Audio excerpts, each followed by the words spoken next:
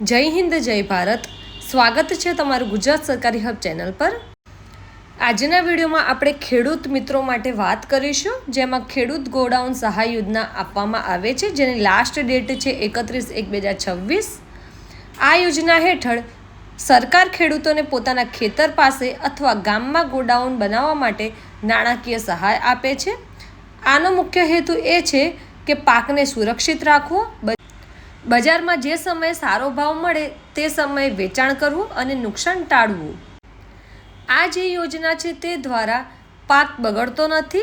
સિઝનમાં ઓછી કિંમત હોય ત્યારે વેચવાનું ટાળીને તેને પછીથી જ્યારે કિંમત વધે ત્યારે વેચી શકાય છે, વધુ નફો મળે છે અને સંગ્રહ કરવાની સુવિધા પણ તેમને પોતાના જ ગામ અથવા પોતાના મકાન પાસે કે ખેતર પાસે મળી રહેશે। હવે આ યોજના વિશે આપણે વાત કરીએ તો આ યોજનામાં ખેડૂતે પોતાના જમીન પર ઓછામાં ઓછું 330 ચોરસ ફૂટ વિસ્તારનું ગોડાઉન બનાવવાનું રહેશે, જેમાં ફાઉન્ડેશન સુધીની ફરતી દિવાલ ચણતર કામ તથા છત પર પાકું પીસીસીનું કામ કરવાનું રહેશે। ગોડાઉનની છત ગેલ્વેનાઇઝ શીટ અથવા સિમેન્ટના પતરા કે નળિયાની બનાવી શકાય છે। આરસીસીની છત લાભાર્થી પોતાની અનુકૂળતાએ સ્વખર્ચે બનાવી શકે છે।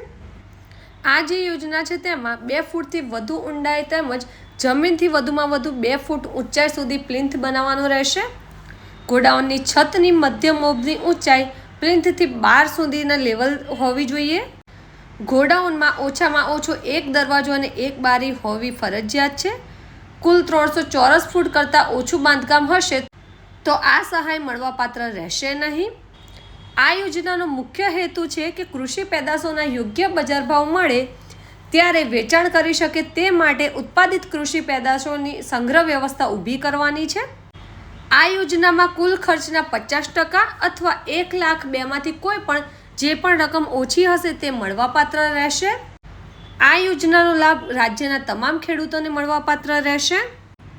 હવે આ યોજનામાં સ્ટ્રક્ચરની વાત કરીએ તો ન્યૂનતમ 330 ચોરસ ફૂટ વિસ્તારનું સ્ટ્રક્ચર હોવું જરૂરી છે। જે ગોડાઉન છે તેની છત ગેલ્વેનાઇઝ શીટ અથવા સિમેન્ટના પતરા અથવા નળિયાથી બનેલી હોવી જોઈએ। ન્યૂનતમ સ્પેસિફિકેશન કરતાં વધારે મોટું અનુકૂળ સ્ટ્રક્ચર ખેડૂત પોતાના સ્વખર્ચે અહીંયા બાંધકામ કરી શકશે। 300 ચોરસ ફૂટથી નાનું બાંધકામ યોજના હેઠળ સહાય મળવાપાત્ર રહેશે નહીં।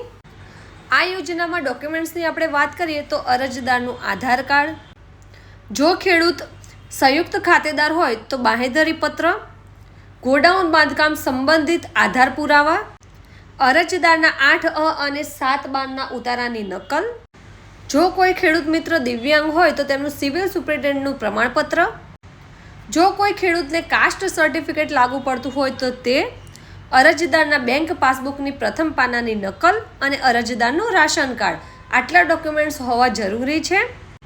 હવે આપણે વાત કરીએ કે આ માટે અરજી કેવી રીતે કરવી, તો અરજી તમે ઘરે બેઠા તમારા મોબાઈલ થ્રુ કરી શકો છો। આના માટે સૌપ્રથમ તમારે તમારા મોબાઈલમાં ગૂગલમાં જઈને આઈ ખેડૂત પોર્ટલ ઓપન કરવાની છે। ત્યારબાદ તમને યોજનાઓનો વિકલ્પ મળી રહેશે। સાઈડમાં 3 લાઈન હોય છે, ત્યાંથી તમારે ખેતીવાડી વિષય જે છે તેને વિકલ્પ પસંદ કરવાનો છે। ત્યાંથી તમારે ગોડાઉનવાળું હશે પાક સંગ્રહ સ્ટ્રક્ચર, તે તમારે પસંદ કરવાનો છે। હવે ત્યાં તમે ક્લિક કરશો એટલે તમારી સામે ઘણી સૂચનાઓ આવશે। ત્યારબાદ તમે અગાઉ આ રીતનું રજિસ્ટ્રેશન કરેલું છે કે નહીં તેનો તમારે આન્સર આપવાનો રહેશે, હા કે નામાં। ત્યારબાદ તમારે જે પણ જરૂરી વિગતો છે તે તમારે ફિલઅપ કરવાની છે અને તમારા જે પણ ડોક્યુમેન્ટ્સ છે તેને અપલોડ કરીને તમારે આ એપ્લિકેશનને સબમિટ કરીને કન્ફર્મ કરવાની છે। હવે તમારી જે એપ્લિકેશન છે તે સબમિટ થઈ ચૂકી છે। જો તમારી એપ્લિકેશન એક્સેપ્ટ કરવામાં આવશે તો તમને કોલ અથવા તો મેસેજ દ્વારા જાણ કરવામાં આવશે। ત્યારબાદ તમારા જે પણ નિયમો મુજબ તમે ગોડાઉન બનાવો તેની પણ તમારે માહિતી જમા કરાવવાની રહેશે ફોટા સાથે। તો આ રીતે ઘરે બેઠા જ ખેડૂત મિત્રો ઓનલાઈન અરજી કરી શકે છે। પોતાનો જે પણ ખેતીનો પાક છે તેને સંગ્રહ કરવા માટે પોતાનું ગોડાઉન તમે પોતાના ઘર અથવા તો ખેતર કે ગામમાં તમે બનાવી શકો છો ગોડાઉન। તો જો તમારે પણ આ રીતનું ગોડાઉન બનાવવાની જરૂર હોય તો આજે જ તમે પણ આ અરજી કરી શકો છો। સાથે તમારા બીજા ખેડૂત મિત્રો સુધી આ માહિતી જરૂરથી શેર કરજો। માહિતી તમને ઉપયોગી લાગી હોય તો વિડીયોને જરૂરથી લાઇક કરી લેજો। સાથે જ આ વિડીયોને વધુને વધુ ખેડૂત મિત્રો સુધી જરૂરથી શેર કરજો। ચેનલ ઉપર નવા આવે તો ચેનલને જરૂરથી સબસ્ક્રાઈબ કરી લેજો।